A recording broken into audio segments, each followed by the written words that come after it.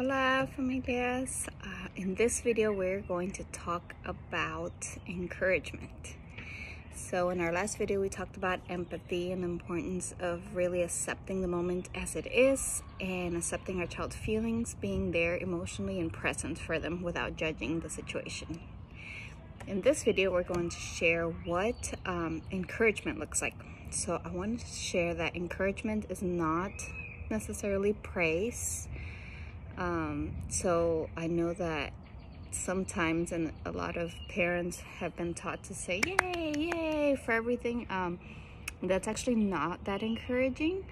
I would highly recommend you read Heimge Notes Between Parent and Child and any of Alfie Kohn's work on Punish by Reward, and to understand motivation and how to properly encourage a child rather than just give praise, because praise can actually be discouraging.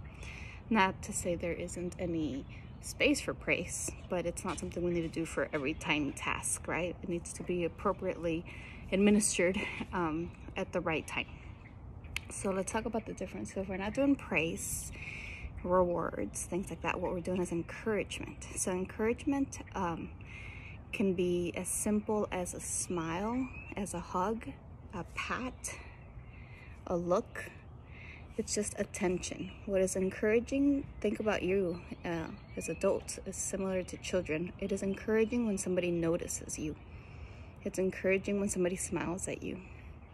It's encouraging when somebody says, you got this, or you did that, thank you. When somebody notices that you're there, when somebody is happy that you're present, you're encouraged. When somebody notices the things you do, when somebody notices your effort and notices the goodness that you have provided, like when you open the door and for somebody and they say thank you, that's encouraging. That would make you want to do it again because they said thank you.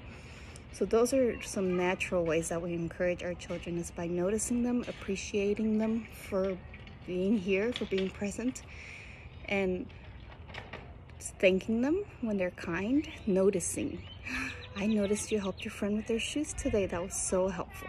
I noticed that you pushed your chair in when you stood up. That was helpful. Thank you. Those ways of noticing positive behaviors are very encouraging and would then reinforce that behavior, right? And children are like, oh, I get positive attention for this, so I'll do a little bit more of that. So that's kind of the main difference between encouragement and praise. So we don't say like, oh my God, you did it, wow, you put your toys away. Good boy, here's a sticker. That's discouraging, and we don't want them to do things for external motivation. So we don't want them to do it so that they can get this big clap and celebration for every little thing. We want them to do it because it feels good to them and because they are guiding from within, and they're internalizing the behaviors that in our society that our parents appreciate. And they can do that through authentic just noticing and gratitude rather than overly praising them. There are times when things are exciting, like probably the first time they use the toilet, or when they perform on stage, when they take their first steps. Those are pretty big deal things that you might be super excited about.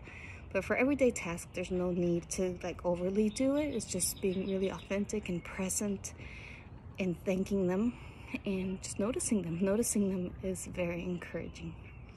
So those are some ways that we practice encouragement at school. And some simple phrases you can use are, you did this, you got this. I know it's hard, but we can do this. I'm here with you. I can help you if you need me. I'll be right here when you need me. I know you got this. I know it's hard, but we can do it. We can do it. I believe in you. I believe in you. So you can say a few little phrases like that, but mostly it's just all that noticing and appreciation and authentically being present and being thankful that they're there. Noticing them is very encouraging.